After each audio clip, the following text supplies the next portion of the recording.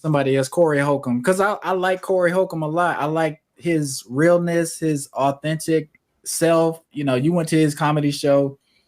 He does a lot of jokes that's how you want to say they're real, they're raw, they're his part of his life. They're funny in a way that people are not telling jokes, and sometimes that's a good thing. Well, no, it's a good thing, period, because people want to be so safe, and you know, just they don't want to get canceled.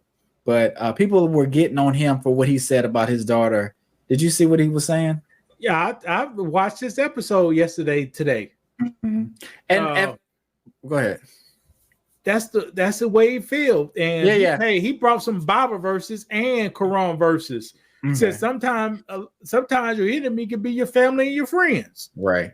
You mean I'm not gonna play the clip, but basically what he was saying, and like when I was first listening to it, like he was upset. He called his daughter a B, and I'm like, I don't know about that, but the difference, I take my situation and put it with his. That's not the same thing. I think he got a woman pregnant, and she wanted to have the baby. He probably didn't want to have it, so in a way, he just has a daughter that he's not raising. He doesn't have communication with.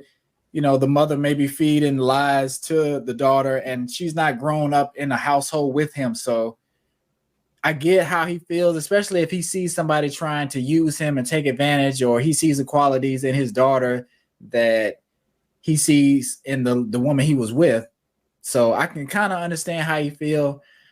How would you deal with it? Like I say, it's easy to be like not in the situation and comment on it, but I don't have any kids, Brandon, but I got that seems like it was a toxic situation from beginning to end. Somehow the money exchange and didn't work out properly. And something happened.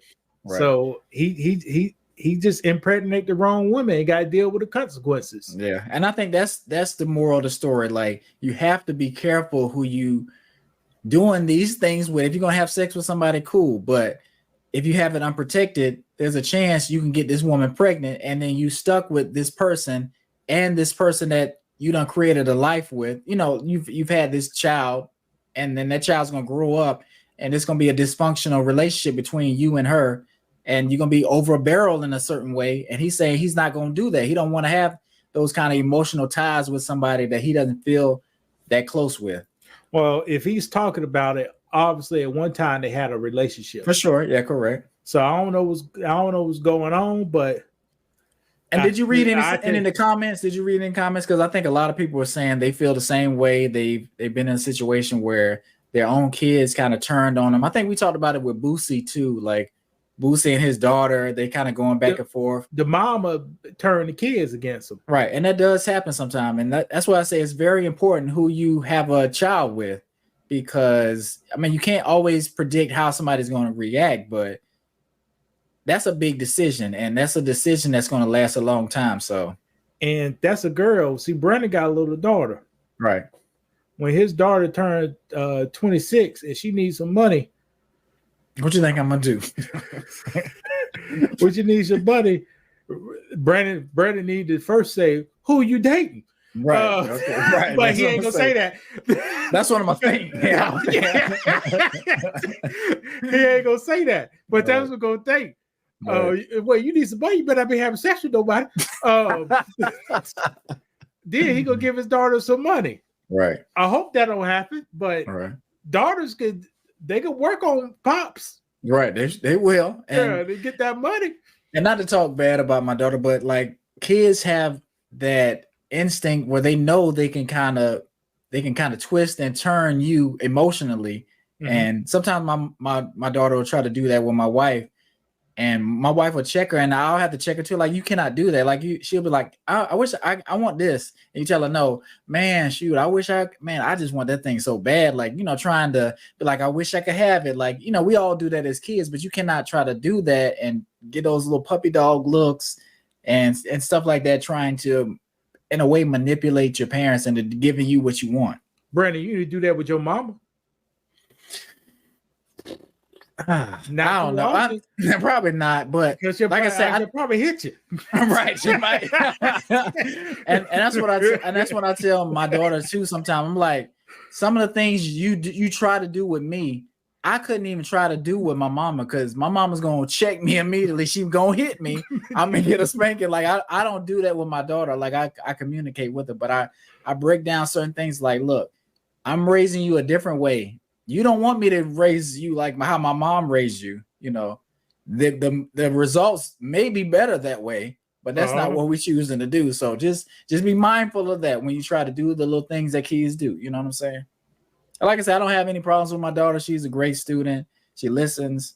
I'm not going through what Corey is going through, but I'm not saying that I'm not going to, but as a parent, I'm still going to always be her father. So that's just something. Corey's always going to be that girl's father. So you can distance yourself, but what? Brandon is living right now in his less stress-free lives right now. Sure. Because Brandon, don't get defeated, Brandon. But your daughter ain't gonna be no ugly woman. Okay, I got you. Right. And is that gonna be more? Right. Is that gonna be more problems or less problems? That could be more problems. Yeah, correct. So it could be problems on both sides. Is her hair? How's her hair? Long. It don't look. Did she ever got a perm? No. Oh, okay. Yeah. So if she was 2 shades lighter, she had to do a lot of fighting against black women. She went around them. And that's another topic for another day, because I do want to talk about that kind of stuff too. But I want to talk about that. I do. I'm interested in those kind of battles that we have in our own communities. Yeah, you're right. Do we talk junk about light-skinned dudes? Yeah, they soft in basketball. They get picked up first. You gotta be bad. You gotta be bad to be picked up first. Yeah, you're right. So, but yeah, Brandon in his most stress-free life right now. There are a lot of issues that's facing the Black community, from relationships between mother and father, and the failure of passing down standards, integrity, and duty, from the lack of education or the debt load from higher education. Go to school, they say, but no opportunity on graduation day. From incarceration to low-skill occupation that marches in gentrification. Well, the time has come. It's time for a change. My book, From Zero to 200K, will outline the steps I use to change my social and economical status. Learn the steps I took to lower my expenses. Learn the steps I took to increase my income. Learn the steps I took to increase my credit and keep a good credit score. Learn about how I generate wealth. Most importantly, how I got God involved in my life. By the time you finish this book, you'll be ready to control your finances with a renewed vigor, knowing that you can accomplish your goals if you apply yourself and make good decisions over the long term. From 0 to 200K with faith, relationships, strippers, jobs, college, hustles, and heartbreak taught me about finance. It's a must read for every Black person in America. Hit the link below and let's get to work.